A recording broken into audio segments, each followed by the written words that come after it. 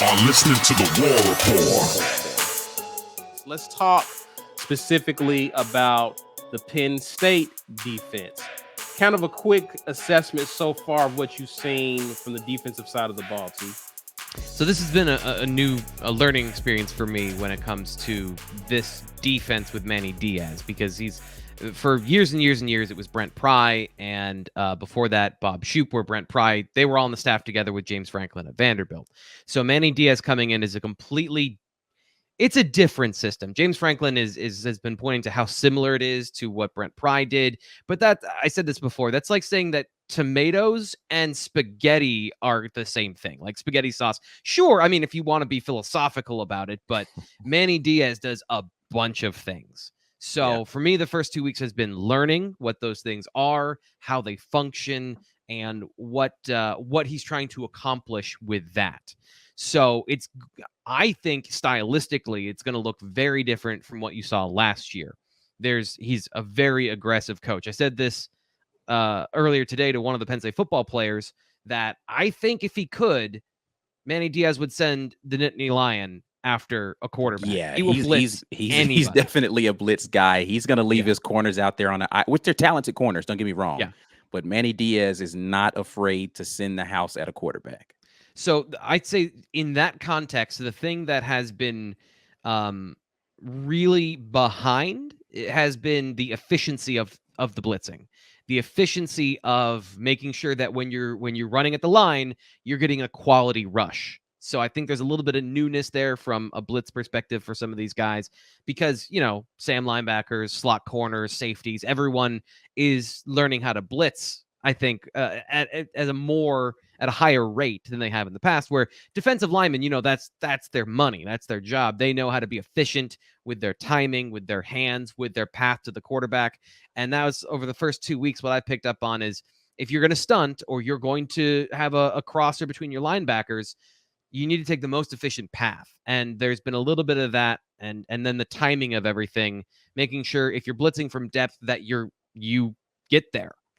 So that's going to be something I watch in this game is, are they going to bring it after TJ Finley?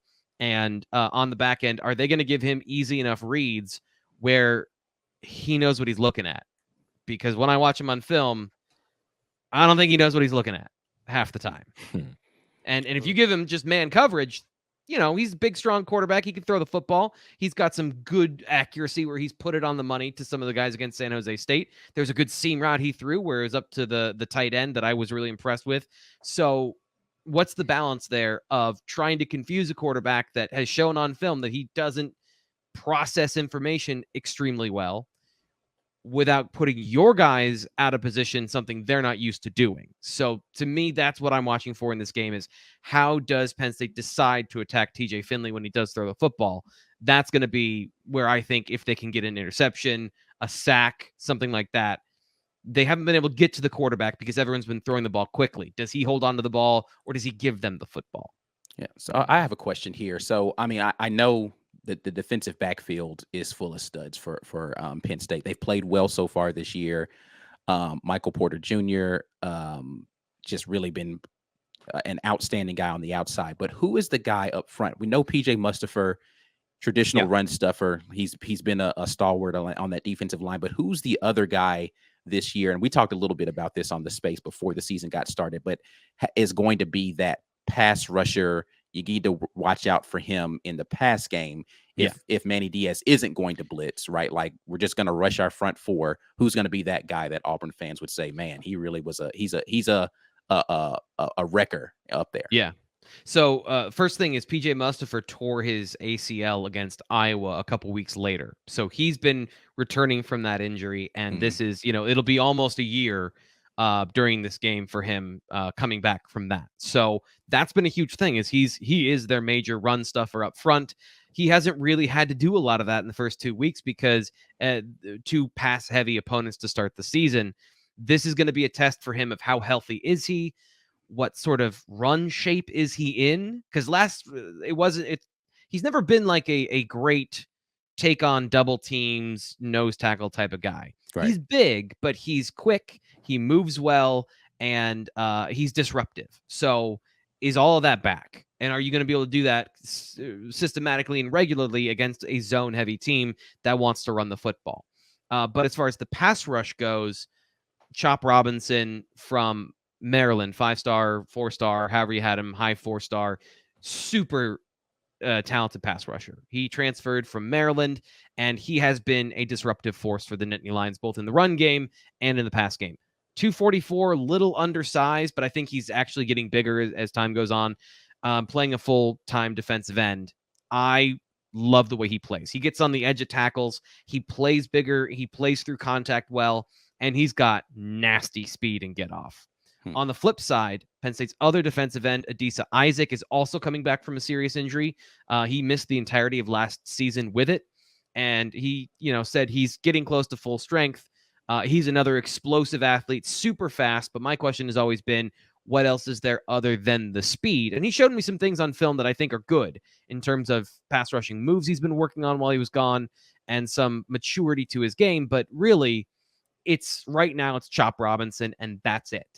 So that's the question for Penn State is, if they're blitzing, are they efficient? And when you blitz, you're creating all these one-on-one opportunities. Are the defensive linemen going to take advantage of that? Hakeem Beamon is a penetrating 3 technique, super explosive himself, and he hasn't been consistently making an impact. So which one of those guys, if any, will step up? I tend to think that it's going to be Chop Robinson and then pressure from the edge, Gotcha. from blitzing and from zone stuff. Yeah. Ike, what is one of the biggest concerns you have? Of course, we've talked kind of early on about our concerns with the offense, but how critical is first and second down going to be for the Auburn offense in this game, knowing what we know to be true about Manny Diaz and how he likes to run his defenses? Yeah, I mean, my biggest thing is going to be how we handle the blitz just overall. Our blitz pickup, and then whether or not we'll have any creative ways to get our running backs in space to keep that second wave of defenders honest for Penn State, right? Like you want to make sure you've got some, creative things to throw into the blitz, some quick outlets for TJ Finley to get the ball out of his hands on those early downs so that you can get into third and short and you've got the entire playbook. Because if you're in third and long, it's likely going to be you've got to win, and you've got to win quickly on the outside because they're just going to lock up in man and they're going to send people at TJ Finley because he's not super mobile. So the biggest concern for me is just going to be what those first 2 downs look like from a standpoint of not being predictable and just saying we're going to turn around and hand it off for 2 straight downs. Then hopefully we've done a good enough job to get in third and short or go ahead and get a first down. Are we going to be creative in the first 2 downs to allow us to be in a very comfortable position on third down where you're not relying on TJ Finley to make 3rd and 7 or longer plays? Because thus far this season, he's been good in those scenarios, but he hasn't been blitzed a lot in those scenarios. What they've been trying to do is play coverage on the back end, and he's done a decent job of diagnosing where he needs to go because he's had time. Manny Diaz isn't going to take that chance. He's going to send guys at him. He's going to make TJ Finley have to diagnose where the pressure is coming from and make a quick decision. And if he can be accurate, there's going to be opportunities there, right? There's going to be opportunities for runs after the catch, that sort of thing. But he's got to make the right decision. So for me, it's about first and second down creativity in those play callings and not becoming predictable in that, so that you're giving Penn State things to think about on the defensive end. Any thoughts, B, before we move on? Yeah, I would ask T. Frank. So, I mean, you've had to see Robbie Ashford get on the field, flash some athleticism, in the first 2 games. But it's also got to be obvious to you, like it is to us, that the coaches don't want to trust him with the whole shebang. So if you are the Penn State coaches, and maybe you've had the chance to ask, I don't know, how seriously do you think they are taking the prospect of Robbie Ashford not only showing up for some plays, but doing some things at quarterback that we haven't showed so far? So James Franklin starts every Tuesday press conference with his opening statement, which has gotten shorter over time, but it is a thing that I think a lot of people actually tune out. And he goes through the previous game. He goes through the weekly, players of the week, from the players of the game all the way down to the developmental players of the week on the scout team and the guys like that. And then he'll go into the opponent, and he'll discuss the coaching staff, what he knows about the team, players that they have in common in recruiting and stuff like that. And he discusses the players that stand out to him on film and stand out to the staff. And first off, they recruited Robbie Ashford. And secondly, he was one of the first names that James Franklin said. So they take his athleticism very seriously. And how could you not? I mean, he is breathtaking speed. The way he moves, it is so graceful and so fluid, and it's so fast. The question is, does he have control of all of those abilities to make it work as a quarterback? Watching him throw, sometimes his mechanics are pretty poor. I mean, why is your leg swinging out like that? Why are you not setting your feet properly? Why are you not, if you're going to be a linear thrower, be a linear thrower. If you're going to be a rotational thrower, be a rotational thrower. Don't do both. So from that perspective, I think that showing more and him doing more obviously is always a threat. But the real threat to me when I watch him is that ability, in the zone read option game, and then some just quarterback design runs, because getting in space, I think he's very dangerous in space. Can you keep him contained?